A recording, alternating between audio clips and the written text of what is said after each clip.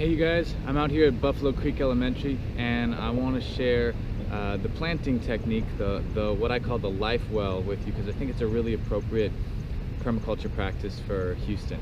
So out here, this whole garden, food forest, is sitting on some really heavily compacted clay soil, and so we didn't even get rain yesterday. It's kind of misty right now, but the rain was from 2 days ago, so you see it stays well.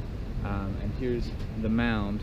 So this life well concept is essentially creating edge in a very flat landscape, and it's digging a pit in order to plant your plant high. So this is a mound that's being created for this little mulberry tree right here, and then the pit gets filled in with organic matter, so it's not breeding mosquitoes, so it's not really a concern how long it takes to drain.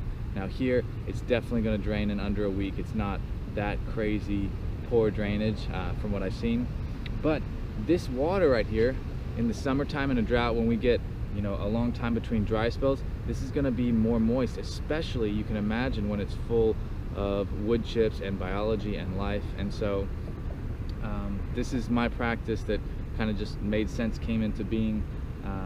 But I dig a pit about 1 foot deep. It really depends. I don't think you can go too deep. I really don't see any downside of going 2 feet deep, other than it could be a trip hazard if you ever let it get empty. So keep it full of organic matter, and you're just creating more fertility and compost. And then planting your trees high. So this little mulberry is just a failed graft from last year, and I'm going to stick it in the ground, give it all season. So all this year it's going to probably double or triple in size, and then I'm going to graft some really great mulberries onto those branches next year, some whipping tongue. So this is the heavy soil. I am going to amend. I found some really nice stuff over by the wall, and I can show it to you. So this is the stuff that's going to supplement that planting. I'm just going to mix it in because it's also soil, but this soil has a lot better tilth than organic matter, even though it still looks heavy and clay. It just is wet right now, and it just came from digging off the edge of the wall. So really good resource. You can find your spots to harvest some good soil and either mix it in or at least put it up on top of the soil you're planting in.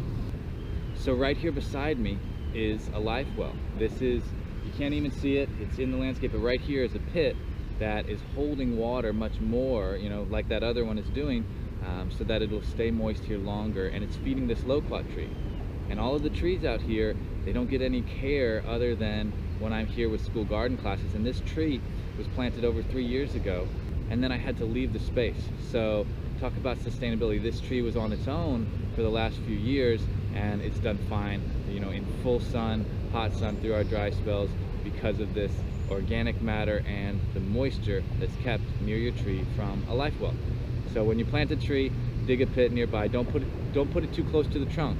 You need to give that tree some space, especially if it's a big tree. It's going to need more space because its roots for structure are going to spread out really far, and you wouldn't want it tipping into your life well pit. But depending on the size, 3 maybe even 5 feet away could be appropriate, and then you could just make your life well even bigger, and then it serves maybe a different function. All right, you guys, peace.